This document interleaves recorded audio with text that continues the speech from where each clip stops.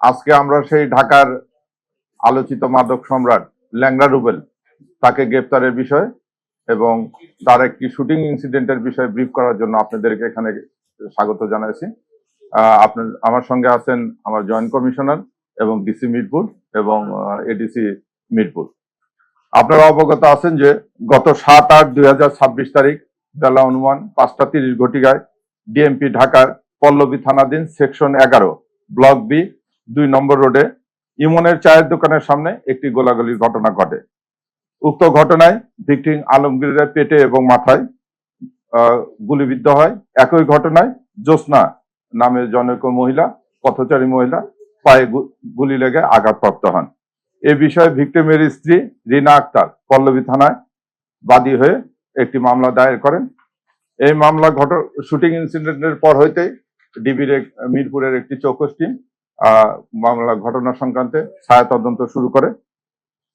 DB team ঘটনাস্থলে উপস্থিত হয়ে ছায়া তদন্তের মাধ্যমে ভিডিও ফুটেজ সংগ্রহ করে তথ্য প্রযুক্তি এবং ম্যানুয়াল পদ্ধতিতে গোলাগুলির কাজে ব্যবহৃত টয়োটা প্রিমিও গাড়ি, যার রেজিস্ট্রেশন নম্বর ঢাকা মেট্রো গো 455861 চিহ্নিত করে এবং বর্ণিত গাড়িটির মালিক হামিদ খান ওরফে মাখনকে পল্লবী থানা এলাকা থেকে গ্রেপ্তার করে। ব্যাপক জিজ্ঞাসাবাদে হামিদ জানা যে গাড়িটি তার নামে রেজিস্ট্রেশন করা হইলেও গাড়ির প্রকৃত মালিক কুখ্যাত মাদক ব্যবসায়ী রুবেল ওরফে ল্যাংড়া রুবেল। হামিদ মাদক সিন্ডিকেটের অপর সদস্য এবং ঘটনার সাথে সম্পৃক্ত অন্যান্য আসামিদের নাম প্রকাশ করে।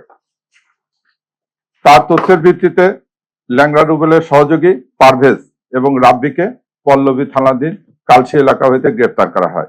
একই সময় তাদের নিকট থেকে ল্যাংড়া রুবেলের ব্যবহৃত একটি সাদা রঙের টয়োটা ভক্সি গাড়ি, যার রেজিস্ট্রেশন নম্বর ঢাকা মেট্রো চ 12 সিরিয়ালের 6336 এবং এর ভিতরে থাকা 1000 পিস ইয়াবা উদ্ধার করা হয়। ব্যাপক জিজ্ঞাসাবাদে আসামি পারভেজ এবং রাব্বি জানায় যে রুবেল ওরফে ল্যাংড়া রুবেলের স্ত্রী ও তার পরিবারের সদস্যরা গাজীপুর জেলার একটি স্থানে আত্মগোপন করে রয়েছে। প্রাপ্ত তথ্যের ভিত্তিতে গোয়েন্দা মিরপুর বিভাগ তাৎক্ষণিকভাবে গাজীপুর জেলার শ্রীপুর থানা এলাকায় অভিযান পরিচালনা করে এবং ল্যাংড়া রুবেলের স্ত্রী ও পরিবারের সদস্যদেরকে সেখান থেকে গ্রেপ্তার করা। ল্যাংড়া রুবেলের স্ত্রী জিজ্ঞাসাবাদে জানায় যে গুলিবর্ষণের ঘটনায় প্রত্যক্ষ মূল আসামি ল্যাংড়া রুবেল ও তানজিন আহমেদ ওরফে বাপ্পা ওরফে শুটার বাপ্পা মিরপুর ঢাকা থেকে ঢাকার বাইরে পলায়নের জন্য প্রস্তুতি নিচ্ছে।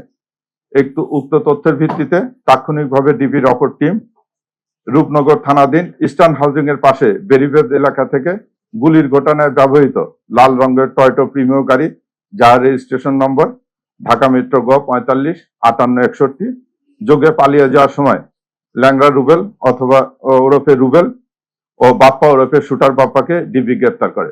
ডিবি গ্রেপ্তার কালে বাপ্পা গাড়ির ভিতর থেকে বের হয়ে যখন দৌড়ে পালানোর চেষ্টা করে তখন সে একটা ওয়ালের সঙ্গে হোঁচট খেয়ে পড়ে সে ল্যাংড়া রুবেল পায়ে আঘাতপ্রাপ্ত হয়। পরবর্তীতে তাকে আমরা হসপিটালে নিয়ে যে তার পা ফ্র্যাকচার হয়েছে, তাকে ব্যান্ডেজ করে নিয়ে আসা হয়েছে।